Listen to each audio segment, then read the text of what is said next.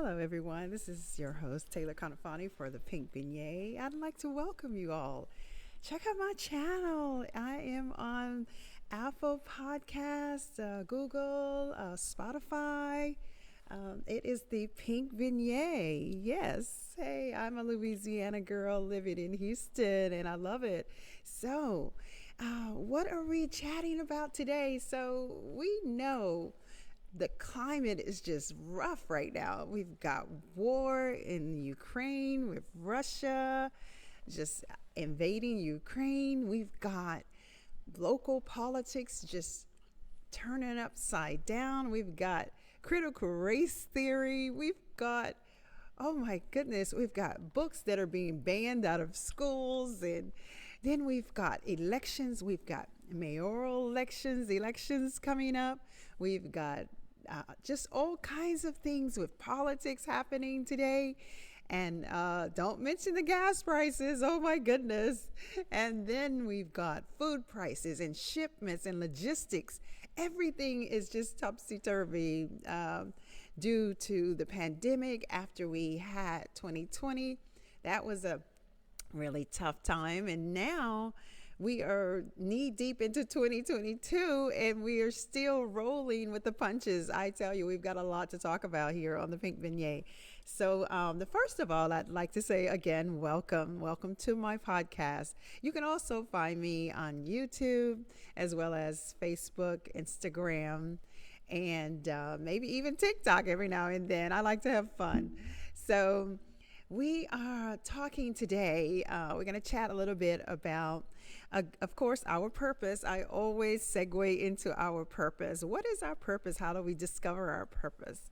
And then I also give a few little pointers on how do we actually go about discovering our purpose? Are we really interested in knowing our purpose? Some people are just comfortable right where they are.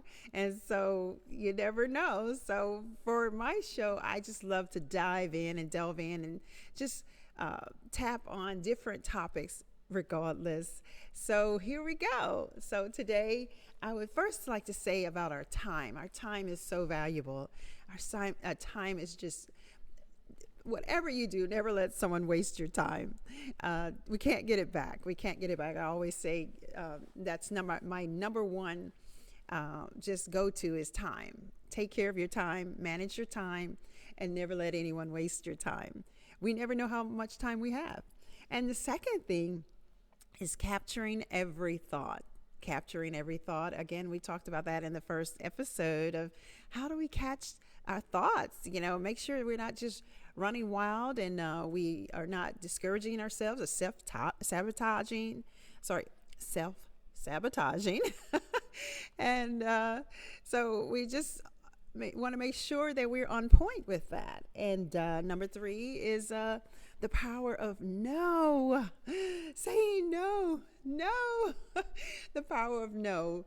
Sometimes that no is so powerful, it's unbelievable, because sometimes when we say yes to everything, we're actually saying no to ourselves, and we end up hurting ourselves or cheating ourselves.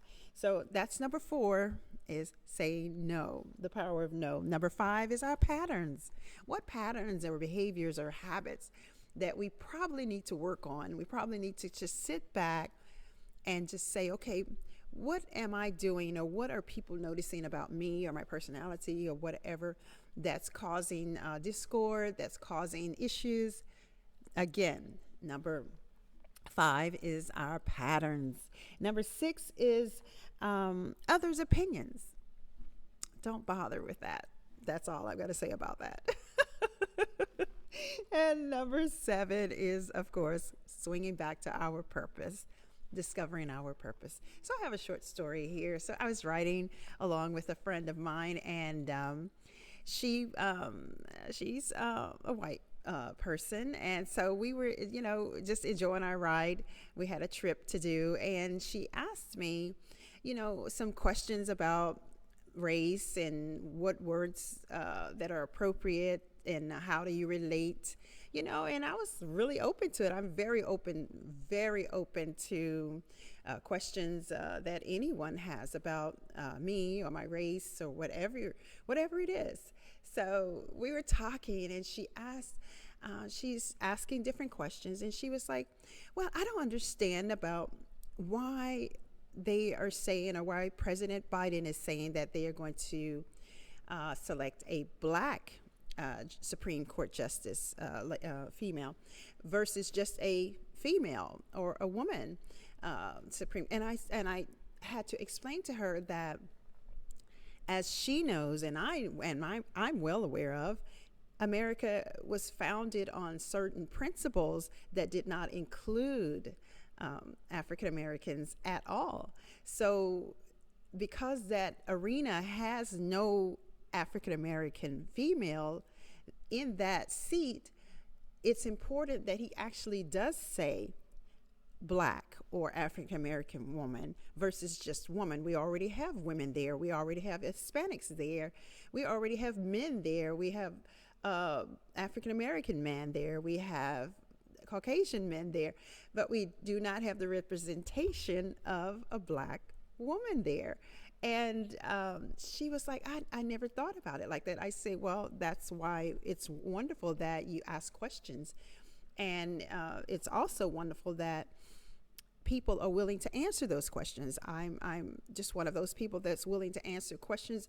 I'm not going to teach you about Black history or the importance of African Americans and what they contributed to America. That's something you should know as well. I shouldn't have to teach you that at your age or anyone's age. However, I am certainly willing to answer questions, innocent questions that, or out of curiosity or whatever someone may have. But at this point, we we should not be having to teach Black history to adult Americans.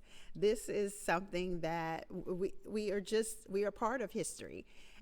But again, it was a great interlude for how we could have wonderful conversation. We had a wonderful trip. We even sang Kenny Rogers' song. I mean, it was just fun. We blended, and and one thing she did say, she said, "You know, Taylor, I don't see color." And I said, "Well, I want you to see color."